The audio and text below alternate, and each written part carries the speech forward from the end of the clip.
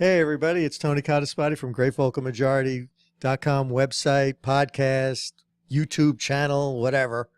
And I want to bring you some highlights from yesterday's post-mortem of the Republican National Committee, or whatever it's called, the RNC, the conference. And some of the media reaction to Trump's speech last night was just too good to pass up. And here's one of them. Now, before I play this clip, I want to introduce it. This is Van Jones.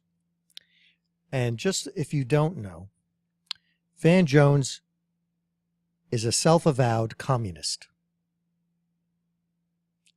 And just so you understand, when somebody says they're a communist, that means the society that you live in is a society they want to destroy. Communists do not believe the current system we live in should survive. They believe the system needs to be overturned. Period. And therefore, whatever this guy says is strictly targeted at advancing that cause. And so I think it's important to know that before you hear a word out of his mouth, because you'll understand why I say that once you hear what he has to say. I'm not going to play all of it, just part of it. I came in tonight with an open heart. I think you saw that. I was prepared to hear him do something extraordinary, and never underestimate the power of his city. But what Donald Trump did tonight is a disgrace. That was relentlessly, even for Donald Trump, who at least occasionally breaks up the fear-mongering with some jokes, with some asides, some amusement. He had one funny line in an hour and 15 minutes, and the rest of it was just a relentlessly dark speech. He was describing some Mad Max America. I work in some of the toughest neighborhoods and some of the toughest communities in this country, and I don't know what he's talking about when he describes the country he's talking about. And there was some schizophrenic, psychopathic attempt to pull apart the Obama coalition, but from a political point of view, he even botched that. Now, he said, I want to stop it here because he's getting to the crux of what really bothered him. He knows that the speech is powerful. He already knows that the speech was well received by the public with 75% approval. He already knows that. He knows that tens of millions of people have watched the speech, and not all of them are Republicans. He knows that. And he knows that Donald Trump said something that was in his speech, said a lot of things in that speech that was very appealing to base Democrat voters. And when they see those two things combined, 75% of the country approving of the speech, knowing that there are millions and millions of Democrats in that number, and also that he's appealing to Democrat base voters at the same time, they know Donald Trump is coming after their voters. And that's why he's reacting like this. Let's continue.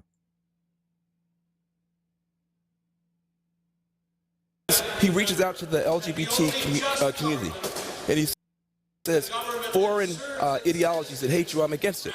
But the domestic ideologies that hate you, he's apparently for it because they're all in his platform. He says he made an appeal to gay people in the speech, saying that he was going to fight terrorism because Islamic terrorists basically want to kill gay people, and do in these countries. And Van Jones is objecting to the fact that within the Republican Party platform, there are elements of it that are be considered by gay rights movement as anti-gay. But Donald Trump already has said he doesn't agree with a lot of what's in the platform. But Van Jones doesn't talk about that. Notice that? So what he's doing, he's trying to stop the stench, the bleeding. That's what he's trying to do, because he knows Donald Trump is coming after their voters. And the speech was very effective.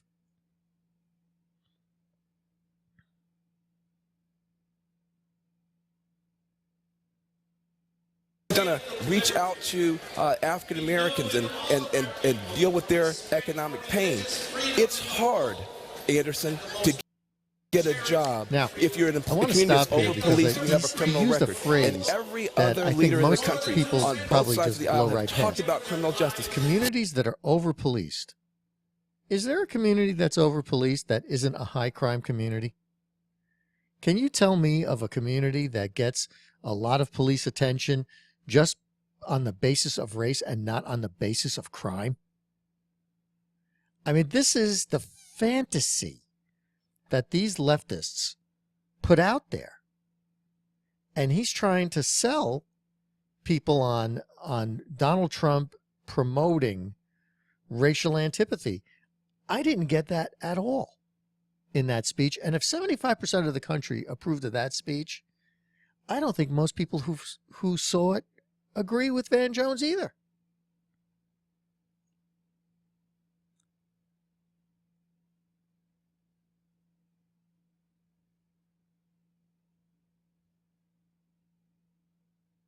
He didn't. But this, I'm actually, I've never felt this way in my life. Now, I have read in history, what is he doing? Being in moments He's invoking where there's some big authoritarian movement and some leader that's rising up.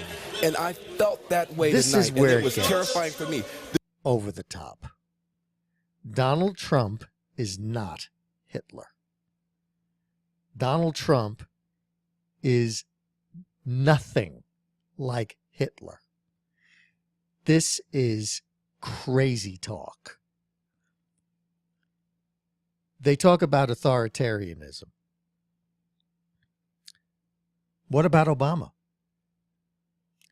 If Donald Trump becomes president, does anybody honestly believe that he would be any more authoritarian than Obama? Obama's been authoritarian in some respects.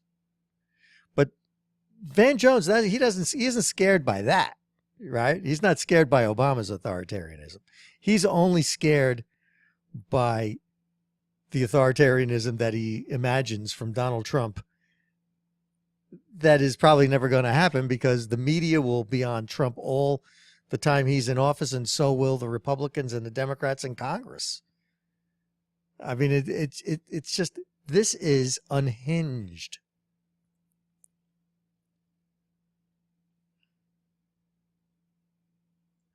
Now, he said, this is really funny to me.